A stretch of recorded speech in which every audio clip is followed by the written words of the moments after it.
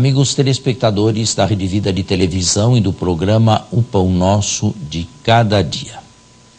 O texto evangélico de hoje fala-nos de uma das poucas vezes que Jesus dirigiu sua palavra e sua atenção a uma pessoa não pertencente a Israel, não judia.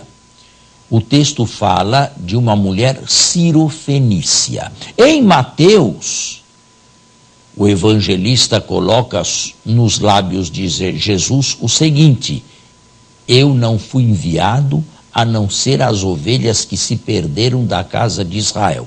E de fato, durante toda a sua vida pública, Jesus teve um ministério circunscrito apenas em Israel. Na Galileia, sobretudo lá, e na Judéia também. Paulo, mais tarde, teve um raio de ação muito maior que Jesus. O texto nos diz que, no entanto, Jesus olhou com simpatia para uma ou outra pessoa vinda de fora. No caso, uma mulher estrangeira.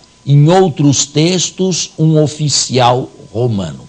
Porém, a hora dos gentios, não judeus, viria após a morte e a ressurreição de Jesus. Então, sim, não sem dificuldades e atropelos, os pregadores avançaram a linha de confim entre judaísmo e pagãos e levaram o evangelho aos confins da terra, como ainda fazemos hoje, com uma diferença: a massa do povo de Israel não se converte mais, são os pagãos, os convidados da última hora, que são insistentemente convidados a ingressarem na igreja.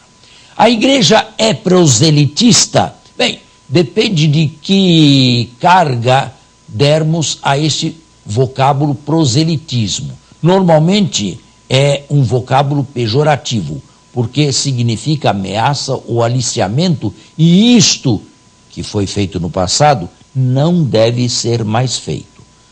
As seitas trabalham desta maneira, mas nós não somos seitas, e cada um, isto faz parte dos direitos humanos, tem sua consciência e tem sua liberdade religiosa. Ele deve conscienciosamente, diante do tribunal de Deus, buscar a orientação última e o significado profundo da sua existência, até mesmo na escolha responsável, coerente da sua vocação. Isto não significa que o evangelho não possa ser proposto. E eu penso, sobretudo, em países de minoria cristã e católica, como o Médio Oriente, onde a convivência entre os diversos grupos religiosos não é fácil. Penso no Extremo Oriente. O cristianismo se impôs, na verdade, apenas no Ocidente. E ainda devemos deixar o continente africano de lado, porque lá as coisas se passam diversamente e a maioria dos africanos não é cristã católica. Nós devemos ter o direito e temos o dever também de anunciar a todos, deixando depois em consciência que cada um reflita diante de si e diante de Deus. Existem missionários e existem missionárias.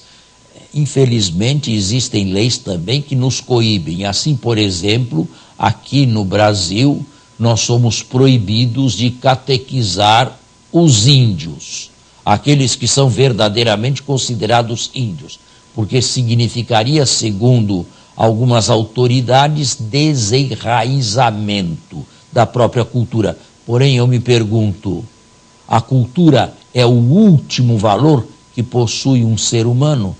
E um ser humano não está acima das circunstâncias históricas que o envolvem?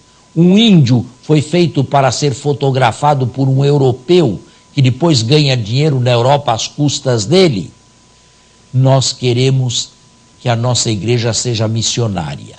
missionária em todos os sentidos, mas não nos esqueçamos de que a missão começa em família, começa em casa, começa com aqueles que outrora foram cristãos e participantes e hoje não são mais. Por que cada um de nós não lhes falar de Deus e da volta à sua igreja? Estaria realizando um trabalho eminentemente missionário.